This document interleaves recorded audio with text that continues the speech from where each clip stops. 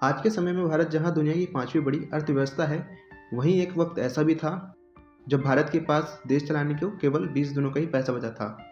वो दौर था आर्थिक संकट का। महंगाई अब उफान पर थी। देश की हालत बहुत गंभीर थी। तो उस संकट से भारत कैसे उभर के बाहर आया, आइए जानते हैं। आपका रियलिटी ऑफ मैटर चैनल पर स्वागत है। दरअसल आज़ादी के बाद से ही भारत की आर्थिक स्थिति अच्छी नहीं थी। 90 के दशक तक ये संकट और गंभीर हो गया था। 1988 में ही इंटरनेशनल मॉनेटरी फंड ने प्रधानमंत्री राजीव गांधी से कहा था कि भारत आर्थिक संकट की तरफ तेजी से जा रहा है, इससे बचने के लिए आप एक लोन ले लीजिए। तब राजीव गांधी भी सहमत थे, पर तब आम चुनाव के कारण उन्होंने इस पर ज़्यादा ध्यान नहीं दिया। 1989 में तब आम चुनाव थे और उस दौरान वीपी सिंह की सरकार बनी और उन्होंने अपने कई भाषणों में सरकारी कोष खाली होने की बात कही। वीपी सिंह की सरकार बहुत ज़्यादा दिनों तक नहीं चल सकी। देश में फिर आम चुनाव हुए और इस बार चंद्रशेखर प्रधानमंत्री बने। हर दिन के साथ भारत का संकट और गहराता जा रहा था और विदेशी मुद्रा भंडार घटकर 2 अरब डॉलर रह गया था। खुद यशवंत सिन्हा बताते हैं कि उस समय 2 हफ्ते आयात खर्च के बराबर ही विदेशी मुद्रा भंडार बचा था। उस वक्त देश पूरी तरह कर्ज में डूबा हुआ था। फिर भी भारत ने उस वक्त कई देशों से शॉर्ट टर्म लोन लिए, लगभग 5 अरब डॉलर के, पर उसे चुकाने के लिए भी भारत के पास पैसे नहीं बचे थे। ऐसे में चंद्रशेखर सरकार ने तस्करी से प्राप्त सोने को स्विट्जरलैंड की एक बैंक में गिरवी रख दिया। ये सब बहुत गोपनीय तरीके से हुआ। सोना गिरवी रखने से भी कोई फ़ायदा नहीं हुआ। तभी 1991 में अमेरिका और इराक में युद्ध शुरू हो गया था। अमेरिका इराक के तेल के कुएं पर हमला कर दिया। इससे तेल के दाम अचानक आसमान छूने लगे। भारत में पहले ही कर्ज और डिफॉल्टर का खतरा मंडरा रहा था। तब भारत ये तय नहीं कर पा रहा था कि वह इराक का साथ दे या फिर अमेरिका का। तब के केंद्रीय मंत्री स्वामी सुब्रमण्यम बताते हैं कि जिन दिनों सरकार इस समस्या का हल ढूंढ रही थी, एक अमेरिकी राजदूत उनसे मिलने आए। वह ये चाहते थे कि भारत अपनी ज़मीन अमेरिकी प्लेन उतारने के लिए जगह दे ताकि वो अपने विमान में रिफ्यूलिंग कर सके। भारत ने इसके बदले $2 बिलियन का लोन मांगा। लोन तो मिल गया, लेकिन सरकार की दिक्कतें ख़त्म नहीं हुई।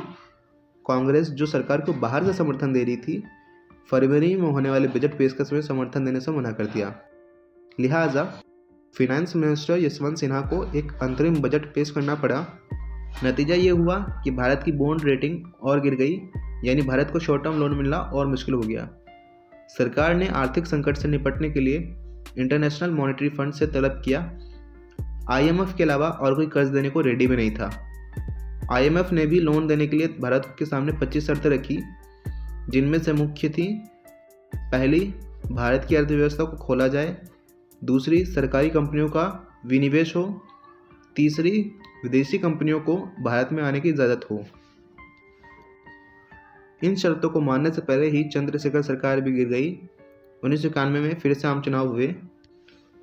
चुनावी रैली के दौरान राजीव गांधी की हत्या हो गई और नरसिम्हा राव, जिनको राजीव गांधी ने टिकट भी नहीं दिया था, वो देश के प्रधानमंत्री बन गए और इनके वित्त मंत्री बने मनमोहन सिंह। इस आर्थिक तंगी में प्रधानमंत्री बने नरसिम्हा राव ने RBI के पास रखे गोल्ड रिजर्व को 2 विदेशी बैंकों में गिरवी रख दिया। इसको भी बड़ी गोपनीय तरीके से किया गया, पर इसकी सूचना इंडियन एक्सप्रेस के फौजी पत्रकार को मिल गई। उनके रिपोर्ट के बाद देश को पता चला कि देश में कितनी बड़ी आर्थिक संकट है। जल्द ही साल का बजट पेश होने वाला था।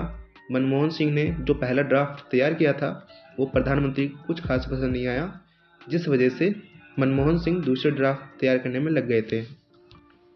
मनमोहन सिंह ने तमाम मंत्रालय के सचिव की मीटिंग बुलवाई और जो अगले 5 साल की वित्तीय कार्यक्रम की रूपरेखा मनमोहन सिंह ने मीटिंग में पेश की, वो लोगों को कुछ खास पसंद नहीं आई। फिर भी 24 जुलाई 1991 को मनमोहन सिंह ने बजट पेश किया। 18,650 शब्दों का ये भाषण आज तक का सबसे लंबा बजट भाषण था। बजट में आयात शुल्क 300% से घटाकर 50% कर दिया। सीमा शुल्क को 220% से घटाकर 150% कर दिया। आयात के लिए लाइसेंस प्रक्रिया को आसान बनाने का प्रावधान भी इस बजट में था। बजट में उदारीकरण, निजीकरण और वैश्वीकरण की बात की गई थी। इस बजट को भारतीय इतिहास का सबसे क्रांतिकारी बजट माना जाता है। अर्थव्यवस्था के लिए अपनाई गई उदारीकरण की नीति सफल रही। गिरवी रखा गया देश का सोना साल के अंत तक वापस खरीद लिया गया। वहीं जहां 1991 में भारत की अर्थव्यवस्था 266 बिलियन डॉलर थी, वह अगले 30 सालों में 4 ट्रिलियन के आंकड़ों को छू गई। उदारीकरण, निजीकरण और वैश्वीकरण ने भारत में रोजगार के नए अवसर खोले।